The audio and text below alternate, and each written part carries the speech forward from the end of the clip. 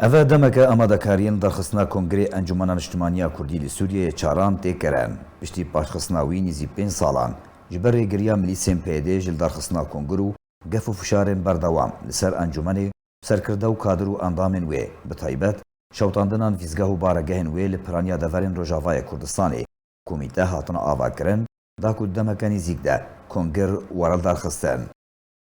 Di qonaxeke hestiyar de roja 26 Cotmeha 2011 Encumena Niştimaniya Kurdî li Sûriyê ji aliyê tevgera Kurdî ve hata avakirin û ragihandin. Karî wekû hevpeymaniyeke siyasî hemî partiyên Kurdî, hevrêzên ciwanan rêxistinên jinê û çalakiyên sivîl, civakî û rewşenbîriyên gelê Kurd li xwe bigire bi beşdariya 11 partiyên siyasî Kurdî kesayetên serbixwe ku di sala 2012 de hejmara partiyên wê gihişte 15 partiyên siyasî, Partiya Demokrata Kurdistan Sûriya jî partiyeka damezrêner û xwedan rola di nav encûmenê de. Encumena Niştimaniya Kurdî li Sûriyê hemî şêweyên xebata demokrasî ji bo destxistina yekrêzî û yekhelwîstiya Kurdî hilbijartiye dîtina xwe ya siyasî li welatekî demokratî, zaniyarî, yekgirtî, pirnete û ol. Destûra wê danpêdanê mafê netewîyê gelê Kurd û mafê pêkhateyên din li Sûriyê bike ragihandiye. Tundutujiyê şermezarkirina şêweyê ewlehî û leşkeriyê rejima Sûriyê di çareserkirina krîza Sûriyê de hilbijartiye. Ji destpêka damezrandina xwe ve Encumena Niştimaniya Kurdî li Sûriyê dît ku çareseriya siyasî a herî guncaw e ji bo derketinê ji çargoşeya kuştin û rûxandinê da ku bibe hevparê destnîşankirina paşeroja Sûriyê û ji ber wê yekê kar bi hêzên opozisyona Sûrî re ker tevlî îtîlafa Niştimaniya Sûriyê bûye. Li ser bingeha danpêdanê binasnameya netewiya gelê Kurd li Sûriyê mafê gelê Kurdiyê netewî û beşdarî di hemî civînên li ser masên navdewletî û herêmî de kiriye. Derbasbûna Tirkiye û grûpên çekdar ji bo Efrînê sala 2018 serêkaniyê û girêspî sala 2019 barê Encumena Niştimaniya Kurdî li Sûriyê girantir ker ji ber pêla penaberî û koçberiyê û êş û azarên millet û tawan û binpêkirinên grûpên çekdar di dermafê welatiyên li ser xaka Xwedemayî û guhertina demografiya wan deveran de girantir kir. Lê Encumena Niştimaniya Kurdî li Sûriyê ew tawan û binpêkirin tev bilge û eşkere kirin ve guhestin ji civaka navdewletî re daxwaza rawestandina wan kir, daxwaz kir serpiriştiya xwe rabe û kar li ser asankirina vegera koçberan bo zêdê wan û dabînkirina jiyanê û derxistina çekdaran ji nava xelk û bajaran radestkirina rêveberiya wan deveran bo xelkê wan yên resen ker. Eger encûman bê cîbcîkirina wan tanha bi ser neketibe jî lê tanha kar li ser destxistina wan dike. Di gorî enekesê çend daxuyaniyan de ragihandbû.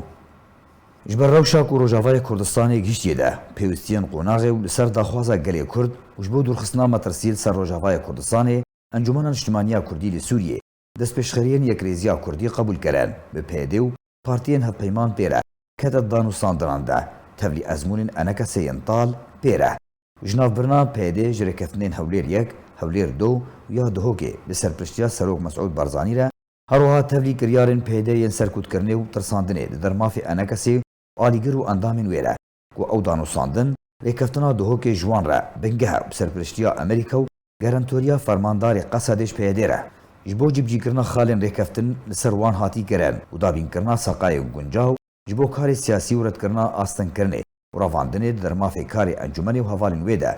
Du mehên pêşin de hin dosyeyên giring hatin encamdan wekû dîtina siyasî a hevbeş avakirina lêvegereke Kurdiya bilind. Lê tevlî ku danûstandin li pêş dosyenek giring pêwîst werin çareserkirin beriya ku bigihin her rêkeftinê danûstandin ji aliyê PD ve hatin armançkirin diriya binpêkirinên li dijî ofîs û baregehên enekesê û partiyên wê de û ravandina kadrên wê û malbatên pêşmergeyên roj û gef û hewlên tirsandina wan û lêdwanên medyayî yên xayintiyê di dermafê enekesê de